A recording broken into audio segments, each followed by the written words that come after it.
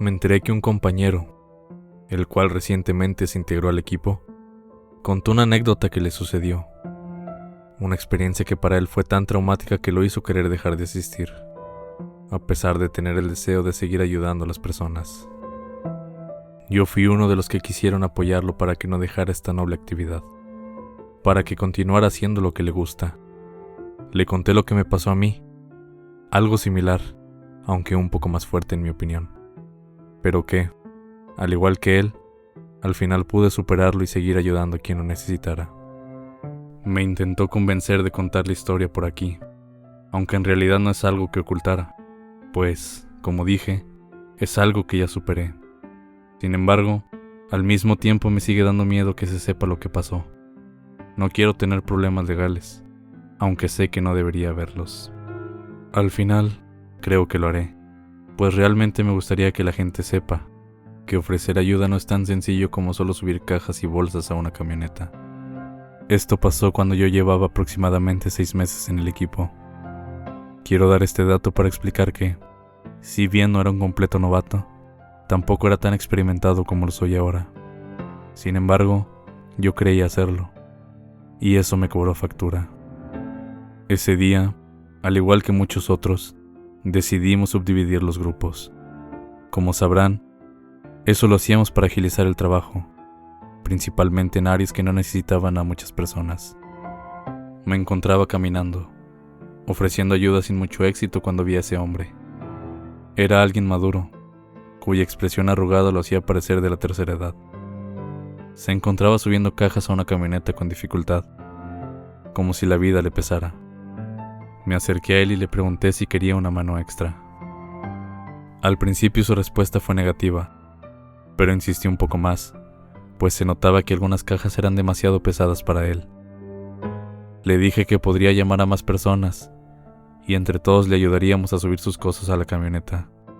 Así terminaría más pronto.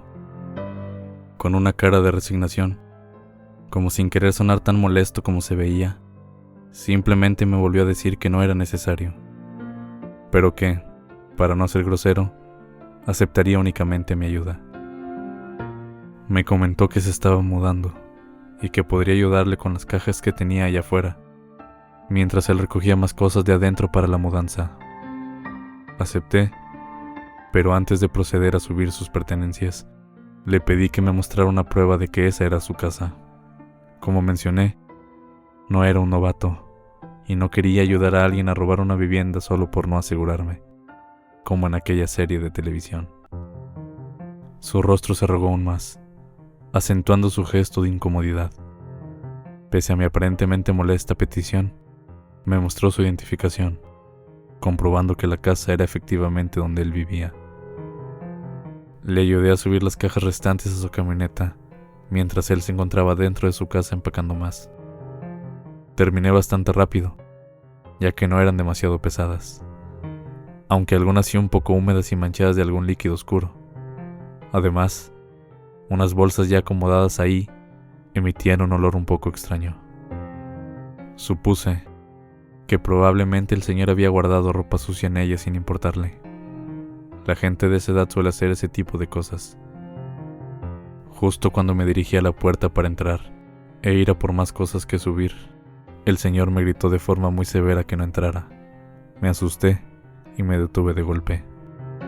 Al principio me pareció que su reacción fue algo exagerada, aunque inmediatamente simpaticé con su molestia, pues no había pedido autorización para entrar, y francamente había sido descortés de mi parte intentar ingresar así sin más. Después de gritarme, se apresuró a la puerta para cerrarla, y me dijo con una expresión seria que no hacía falta que entrara, que todo estaba muy sucio, y él me haría llegar las cosas, ya que solo faltaban muy pocas. Con ese regaño, solo podía esperar afuera. A pesar de querer entenderlo, su actitud me parecía demasiado extraña. Preocupado, cansado, nervioso y bastante molesto por algo. Por curiosidad, me asomé brevemente por una ventana para ver qué estaba haciendo. Adentro todo era oscuridad, y las persianas no me permitían observar con claridad. Únicamente pude apreciar mucha basura acumulada, muebles volteados, paredes sucias y moscas por todos lados. Sentí un poco de asco y me alejé de la ventana rápidamente. Todo esto comenzaba a darme mala espina. Un hombre mayor que se estaba mudando, que probablemente vivía solo, y con todo tan desordenado y sucio, me hacía pensar que como mínimo su casero le había dicho que abandonara la vivienda, por las condiciones en las que tenía la casa. Finalmente, al poco tiempo de estar esperando afuera, sacó unas bolsas negras y un par de cajas más. Prontamente las acomodamos en su camioneta, y me dijo que era todo, que los muebles y demás objetos pertenecían a la casa, por lo que no se los podía llevar. A pesar de su anterior semblante de molestia e incomodidad, me agradeció con un gesto amable y un suspiro. Me dijo que realmente le había hecho las cosas más sencillas, y que, con mi ayuda, podría salir pronto de ahí, que por fin tendría la vida que siempre soñó desde que se había casado. Eso me sorprendió. No creí que el hombre estuviera casado, pues su casa se veía en un completo caos, no como el hogar que esperarías de una familia. Ahora, mi nueva suposición era que su esposa y su familia lo habían abandonado, y que, con una demanda, lo habían despojado de su hogar el cual había descuidado tanto, y él, en su creencia, ahora sería libre de ellos.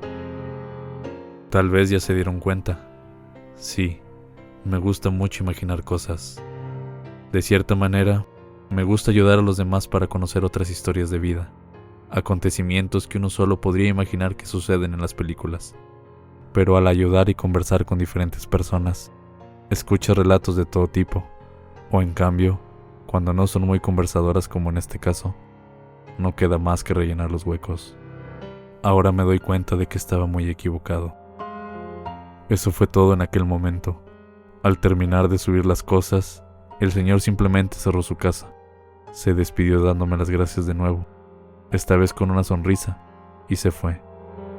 Al igual que con todas las personas a las que ayudamos, creí que nunca más lo volvería a ver, pero su rostro apareció en las noticias la semana siguiente. Matías N. era el principal sospechoso de la muerte de toda su familia, su mujer, su hija de 4 años y su hijo de 2.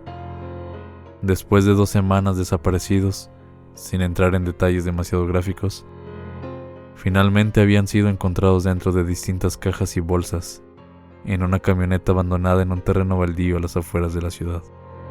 Sí, la camioneta también coincidía con la que tenía el señor al que amablemente me había ofrecido ayudar, en lo que yo creí que era una simple mudanza.